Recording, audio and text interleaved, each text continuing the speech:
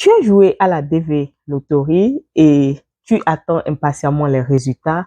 Tu veux immigrer aux États-Unis ou tu es arrivé récemment aux États-Unis. Tu ne sais pas quelle activité tu peux faire ou tu planifies de venir vivre aux États-Unis. Tu ne sais pas quel boulot tu dois savoir faire avant de venir.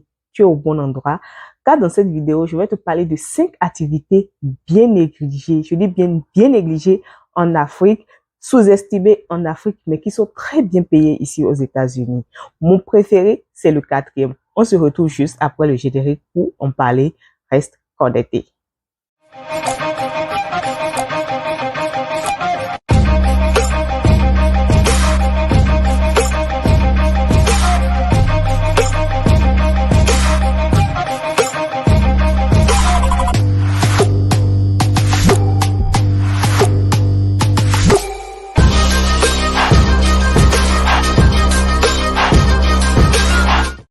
Bonjour chers amis internautes et encore une fois de plus, bienvenue dans Parlons de la diaspora.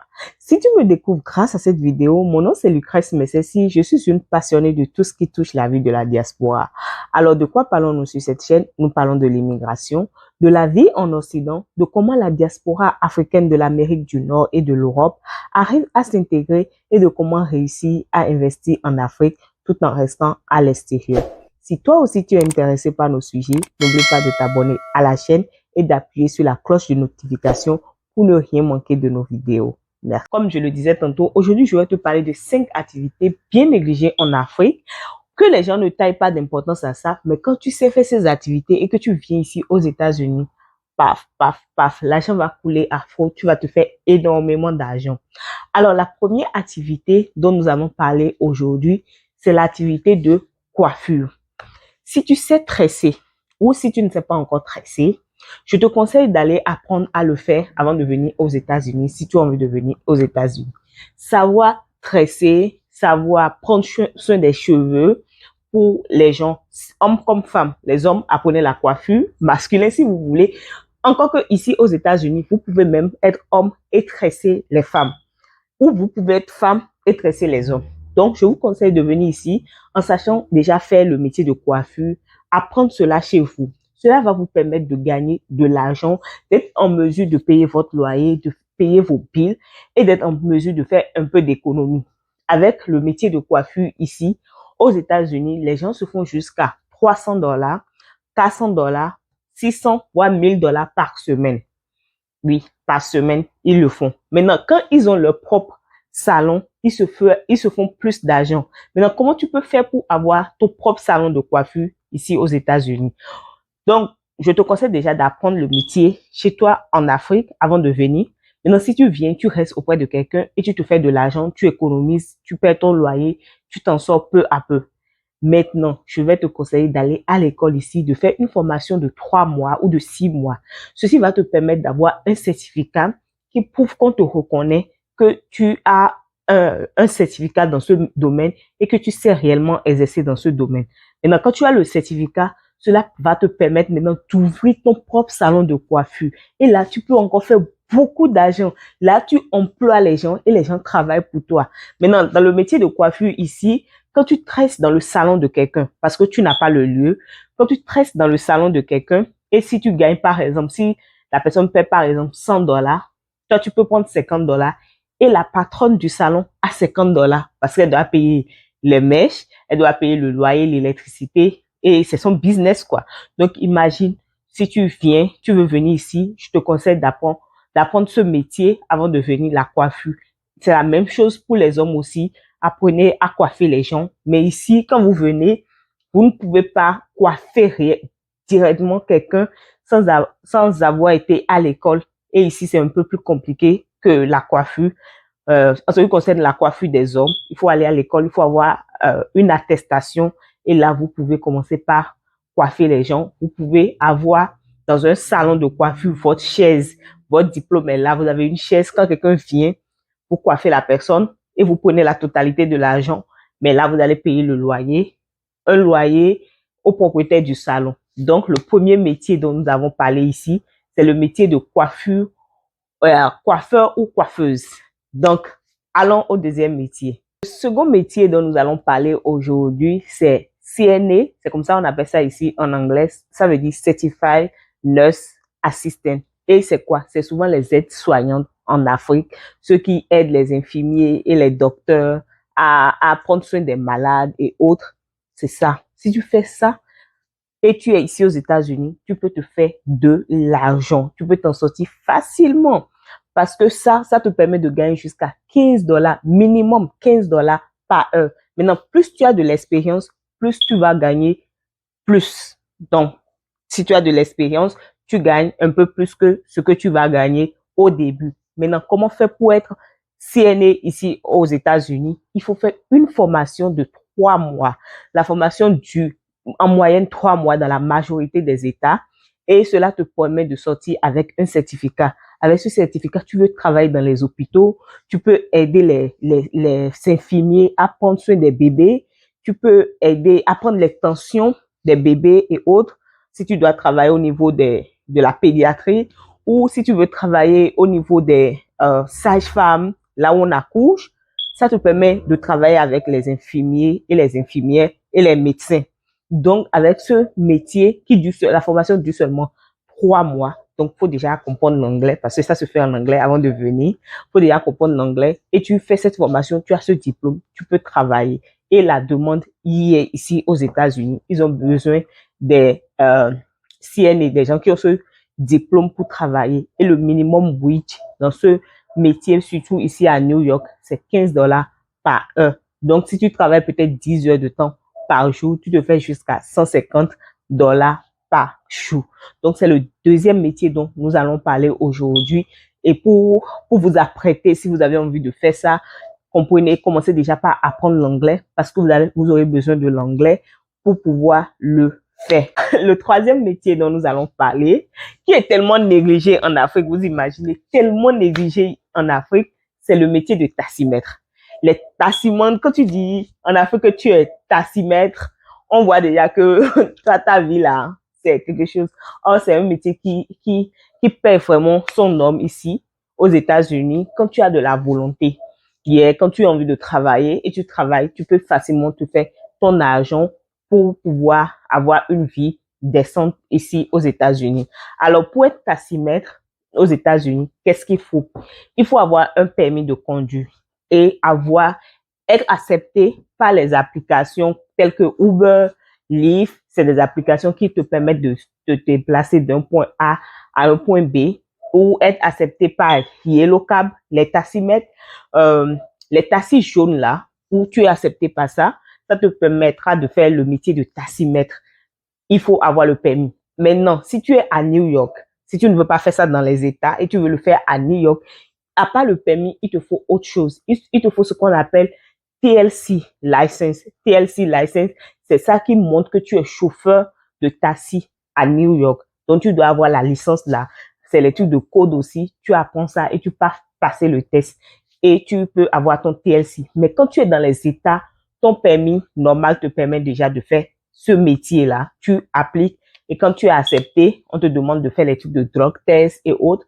Et quand tu fais et tout est bon à ton niveau, on t'accepte et tu peux commencer par travailler. Maintenant, quand tu fais ça à New York, tu peux gagner jusqu'à $500 par jour. Et oui, $500 par jour. Quand c'est bon, tu peux faire $500. Maintenant, en moyenne, les gens qui font ce métier gagnent jusqu'à $300 par jour. Donc, c'est quelque chose que tu peux envisager, faire ici aux États-Unis si tu viens nouvellement, histoire de te permettre de faire autre chose, de rassembler tout ce qu'il te faut pour pouvoir aller étudier, par exemple, et faire dans autre chose. Mais c'est un travail quand même que beaucoup d'Africains font ici et ils s'en sortent pas mal. Donc, si tu sais déjà conduire en Afrique, ça c'est un plus. Si tu ne sais pas conduire, je te conseille d'avoir déjà ton permis de conduire avant de venir. Et si tu viens ici, tu as besoin d'avoir aussi le permis. Mais quand tu es à New York, il faut avoir ce qu'on appelle le TSI. Et quand tu es accepté par Uber, Lyft ou Yellow Cab, tu peux faire ce métier qui va te permettre de gagner en moyenne $300 par jour. Donc, c'est un métier qui est très négligé en Afrique. Quand on parle de tassimètre en Afrique, on voit déjà que c'est fini, quoi. Mais en réalité, c'est un métier qui paie réellement son nom ici aux États-Unis. le quatrième métier dont nous allons parler aujourd'hui, et je disais tantôt que c'était mon préféré, là vous allez savoir pourquoi, c'est le métier de frigoriste. Vous connaissez les frigoristes en Afrique, c'est les gens qui réparent les congélateurs, les frigos, qui créent les chambres froides et autres là. C'est des métiers on ne taille tellement pas d'importance à ça en Afrique, mais ici aux États-Unis, c'est des gens qui gagnent énormément d'argent à cause de ce qu'ils font. Vous savez qu'aux États-Unis, il y a 2 saisons. Bon, les deux, oui, on a besoin de la climatisation et on a besoin de chauffage pendant la saison fraîche, pendant l'hiver. Donc, ces gens-là ont toujours de quoi travailler. Donc, leur rôle à eux, c'est de mettre les centrales électriques, les climatisations et chauffage dans les maisons. Donc, c'est des gens, quand ils travaillent, ils se font facilement de l'argent et ils gagnent leur vie. Donc, si tu es en Afrique et tu as envie de faire un truc du genre, tu as la possibilité. Je vais te conseiller déjà de commencer par apprendre un peu le métier. Ça va t'aider une fois ici aux États-Unis. Et quand tu viens aux États-Unis, si tu as la possibilité de travailler auprès de quelqu'un en attendant de bien comprendre comment le métier marche, ne t'inquiète pas, tu seras payé, tu seras rémunéré. La personne, compte tenu de ce que tu peux faire, il peut décider de te payer 15 $, 16 $ de l'heure. Maintenant, quand il commence pas à te payer ça, je vais te conseiller d'économiser et de penser à aller à l'école, faire une formation de 6 mois. Yeah. Tu fais une formation de 6 mois et cette formation peut t'aider, une fois en entreprise, de gagner jusqu'à 35 $ l'heure. Tu fais une heure, tu as 35 $. Mais je vais te conseiller d'aller plus loin. Si c'est réellement ce que tu veux faire, d'aller plus loin, de faire une formation à l'école qui dure 2 ans. Parce que si tu finis de faire cette formation à l'école, tu as ce qu'on appelle la licence. Et cette licence te permet d'aller acheter toi-même les matériaux dont tu auras besoin pour pouvoir travailler pour la chambre salon chez quelqu'un, par exemple, pour la climatisation et le chauffage. Tu peux gagner jusqu'à 10 000 $ pour ce marché-là. Et dans les 10 000 $, c'est à peine que tu vas utiliser 2 000 $ pour pouvoir acheter le matériel qu'il te faut. Donc, je te conseille de faire réellement une formation de 2 ans. Cela peut te permettre de faire énormément d'argent, d'avoir ta propre licence. Et tu vas voir que c'est tellement facile de le faire si tu as la volonté et si tu as envie. Donc, ceci te permet de gagner souvent des marchés par toi-même parce que tu auras déjà ta propre licence et tu peux travailler. Tu peux même employer des gens maintenant qui vont travailler pour toi. Donc, c'est un métier qui est très négligé en Afrique, mais qui paie vraiment son nom ici aux États-Unis. Alors, le dernier métier dont nous allons parler, c'est le métier des camionneurs. Les gens qui conduisent les camions sur les routes là, on les voit souvent mettre les nattes en bas des camions, se reposer là. C'est un métier qui est très bien rémunéré ici aux États-Unis. Alors ici, ils appellent ça, pour faire ce métier, il faut avoir ce qu'on appelle CDL license la licence pour pouvoir conduire les camions. Alors, c'est pour pouvoir avoir jusqu'à la licence, ça, c'est une procédure qui peut te prendre de 2 à 6 mois. Donc, ça dépend de dans quel état tu es. Maintenant, quand tu es ici à New York, je crois qu'il faut d'abord aller vers l'organisation qu'on appelle DMV, là où on prend les permis et autres, et tu prends ce qu'on appelle le Learning Permit du CDL. Une fois que tu as le Learning Permit de CDL, tu te rapproches maintenant des auto-écoles et souvent, ils vont t'apprendre comment conduire. Mais avant qu'ils ne commencent pas à t'apprendre à conduire, il y a quelque chose qu'il faut prendre un cours de 10 heures de temps qu'il faut suivre en ligne. Et là, il faut payer 300 $. Quand tu finis de suivre le cours maintenant, tu vas au niveau des driver school, les auto-écoles. Et eux, ils t'apprennent à conduire le camion. Ils t'apprennent à savoir manœuvrer ça, comment conduire, tout ce qu'il faut savoir. Eux, il faut t'apprendre. Ça dépend du package que tu choisis. Bon, en tout cas, c'est quelque chose qui va avec tout ce les dépenses. On peut dire que les dépenses iront de 2 000 à 5 000 $, dépendamment de l'état où tu te trouves. Et avec ce métier, les gens se font banalement 5 000 $ par semaine. Vous imaginez, 4 000, 5 000 $ par semaine. Et quand tu te fais encore plus d'argent, quand tu as ton propre camion et que tu ne loues pas le camion ou tu ne conduis pas pour quelqu'un et c'est pour toi-même, tu peux te faire énormément d'argent. Alors, chers amis internautes, voilà comment tu peux faire pour avoir ton CDL, license ici aux États-Unis, surtout à New York. Voilà comment il faut faire pour l'avoir et voilà ce que tu peux gagner. Et la majorité des métiers que je viens de citer, c'est des métiers où tu choisis facilement ton emploi du temps, des métiers où c'est toi-même qui décides de quand est-ce que tu veux te lever et aller travailler. Par exemple, le taximètre n'a pas d'heure, il est employer. Il est indépendant. Il se lève quand il veut pour aller travailler. Donc, il peut s'occuper de ses activités, s'occuper de sa famille avant de décider d'aller travailler. C'est la même chose pour celui qui fait celle ou celui qui fait la coiffure. Tu ouvres quand tu veux pour pouvoir gagner ta vie. Maintenant, si vous avez envie de faire ces métiers ou vous pensez à d'autres métiers et vous avez besoin d'éclaircissement, n'oubliez toujours pas de laisser des informations et les questions dans les commentaires. Je prends toujours un plaisir de répondre à vos commentaires.